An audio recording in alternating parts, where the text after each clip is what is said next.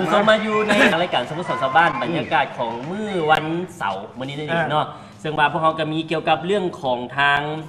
บริษัท Amvis Unitech เนาะจำกัดประเทศไทยเพื่อได้มีการจัดงานประดับเข็มและก็มอบใบเกียรติยศแก่สมาชิกนักธุรกิจ Amvis นั่นเองเนาะโดยเฉพาะเป็นทางบริษัท Amvis Unitech เนาะเป็นบริษัทที่ดำเนินธุรกิจการขายผลิตภัณฑ์อาหารเสริมโดยเฉพาะเป็นผลิตภัณฑ์โซจังและไฟโตเอสซีเนาะโดยจัดจำหน่าย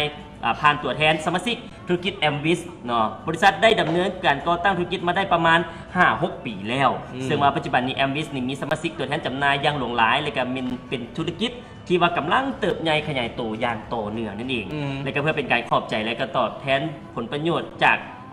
การดำเนินธุรกิจ Amvis แก่สมาชิกตัวแทนจำหน่ายที่ว่าประสบผลสำเร็จในระดับหนึ่งทางบริษัท Amvis Unitech เนาะจำกัดประเทศไทยได้จัดงานประดับเข็มและก็มอบใบเกียรติคุณแก่บรรดาสมาชิก Amvis เนาะขึ้นอยู่ที่โรงแรมซันทาราแกรนด์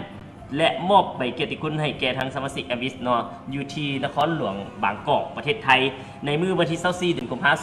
2019 ที่ผ่านมาซึ่งว่ามีสมาชิกที่เป็นตัวแทนจำหน่ายของรวมทั้งหมดเกือบ200ทานมีทั้งสมาชิกทั่วประเทศไทยจากเมียนมารัสฉานและก็จากตัวแทนจากประเทศลาวน้ำจืดอีกท่านผู้ชม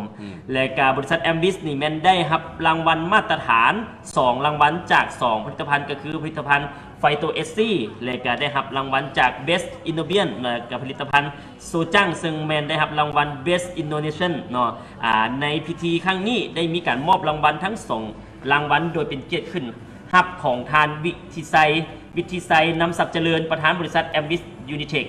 พร้อมนี้ทางบริษัท Amvis ยังได้มอบคอมพิวเตอร์และก็อุปกรณ์คอมพิวเตอร์แก่โรงเรียนบ้านปตาปะเซ่เนาะทางภาคใต้ของทางประเทศไทยซึ่งว่าได้ให้เกียรติมอบโดยทานรองประธานบริษัท Amvis จากนั้นในพิธีได้สืบต่อดำเนินการมอบรางวัลตำแหน่ง Double Diamond จำนวน1ทานเป็นเข็มขัดคำแท้1บาทประดับด้วยเพชรจำนวน5เม็ดและการรางวัลตำแหน่ง Diamond จำนวน8ทานเป็นเข็มขัดคำแท้1บาทประดับด้วยเพชร3เม็ดและนอกจากนี้ก็ยังมีการมอบรางวัลตำแหน่ง Emerald และก็ตำแหน่ง Ruby นอกจำนวนหลวงหลายและก็ในนั้นก็ยังมีพี่น้องคนลาวขึ้นร่วมรับจำนวนหลวงหลายติดอีกผู้ชมในพิธียังได้มีการเปิดตัวเป็นแบรนด์แอมบาสเดอร์เนาะผลิตภัณฑ์โซจังซึ่งดารา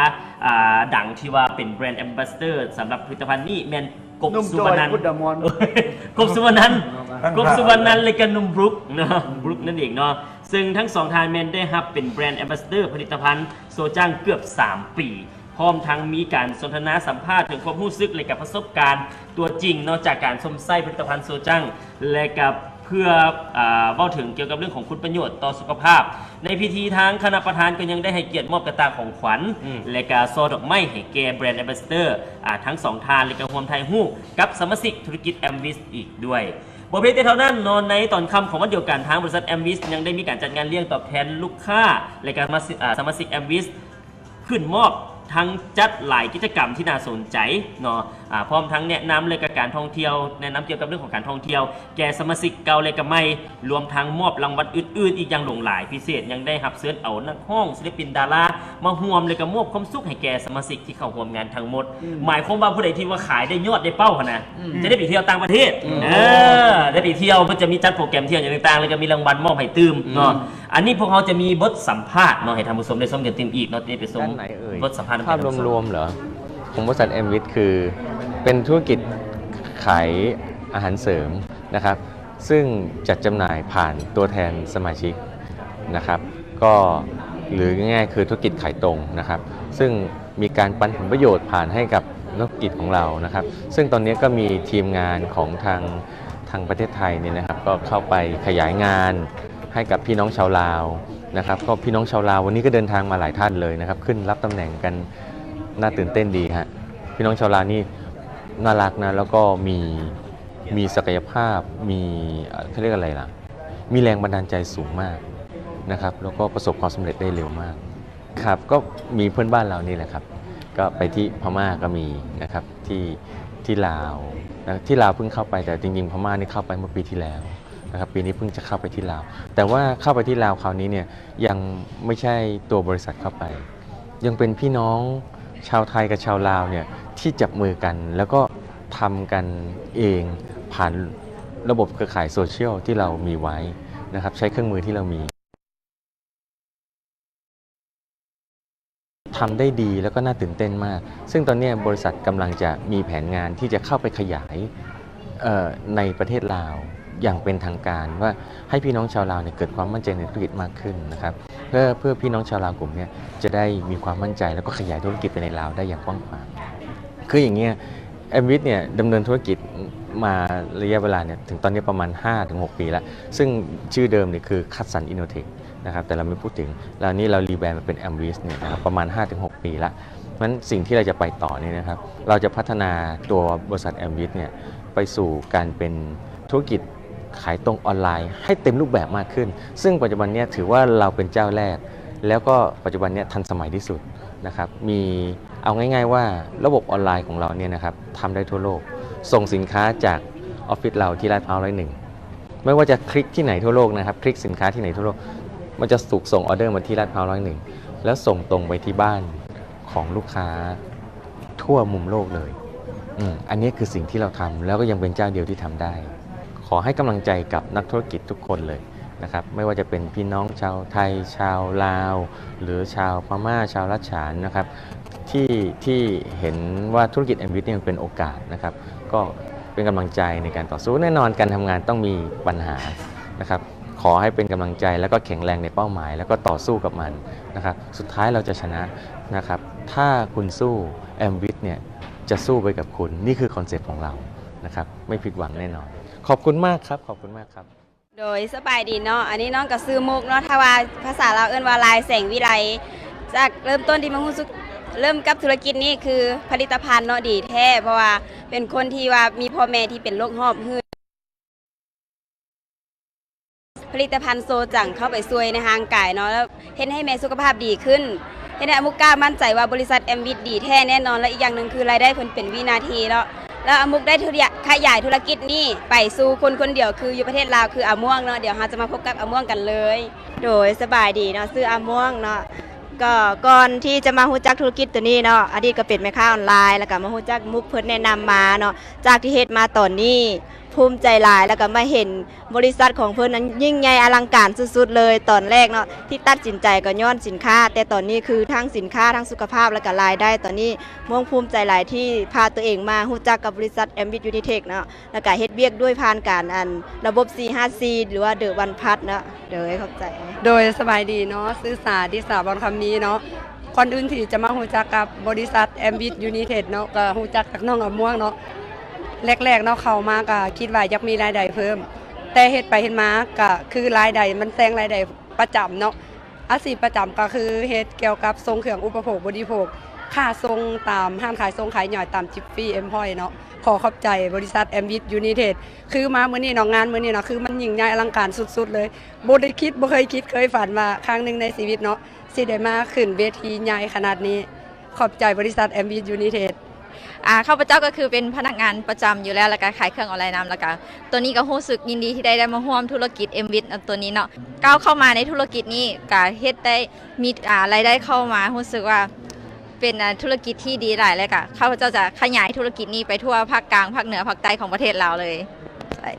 ข้าพเจ้าก็เป็นพนักงานประจำเนาะนอกจากว่าเหตุการณ์แล้วได้มารู้จักกับธุรกิจ MVIT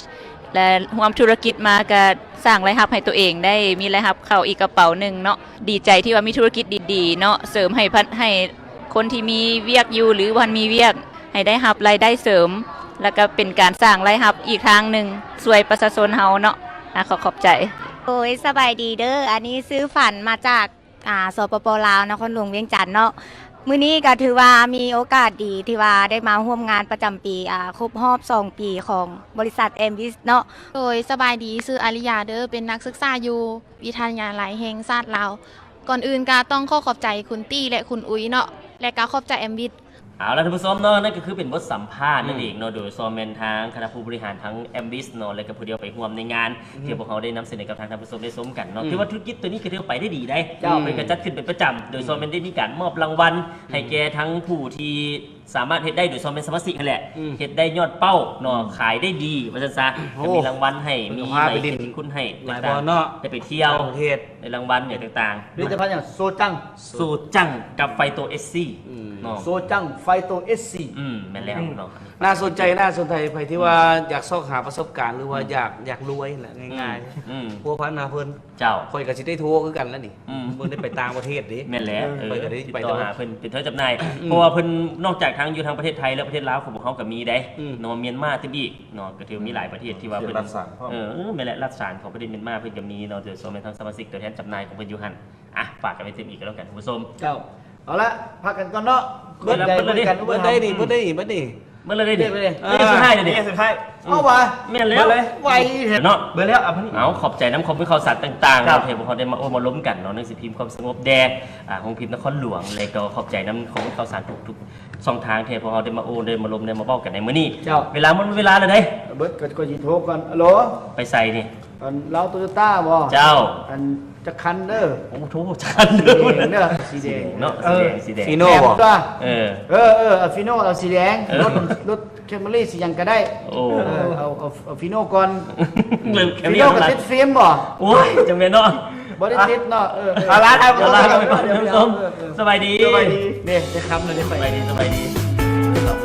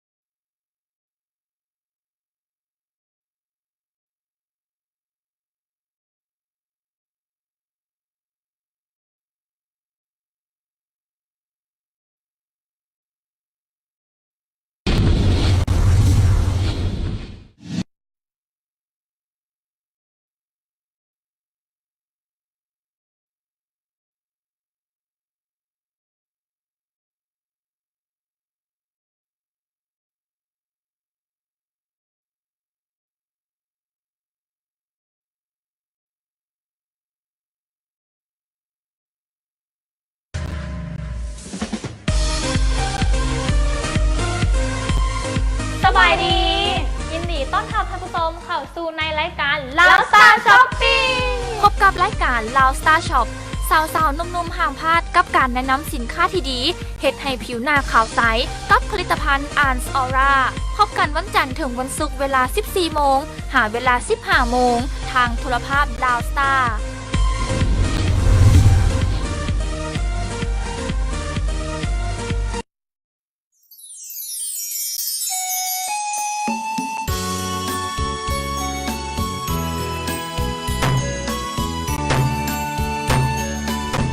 ที่นี่เมืองลาวเป็นรายการท่องเที่ยวทางด้านวัฒนธรรม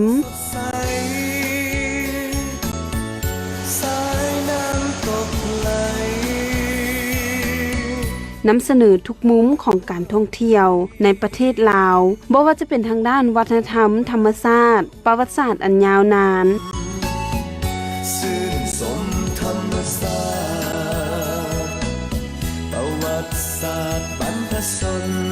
และยังได้รู้ถึงวิถีชีวิตของชนเผ่า ทั้งหมดนี้สามารถติดตามชมได้ในรายการที่นี่เมืองลาว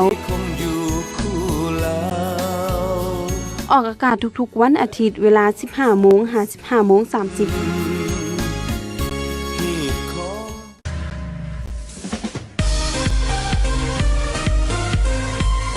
สบายดี ยินดีต้อนรับท่านผู้ชมเข้าสู่ในรายการ Lao Star Shopping พบกับรายการ Lao Star Shop สาวๆนุ่มๆห่างพลาดกับการแนะนำสินค้าที่ดีเฮ็ดให้ผิวหน้าขาวใสกับผลิตภัณฑ์ Ans Aura พบกันวันจันทร์ถึงวันศุกร์เวลา 14 โมง หาเวลา 15 โมง ทางโทรภาพ Lao Star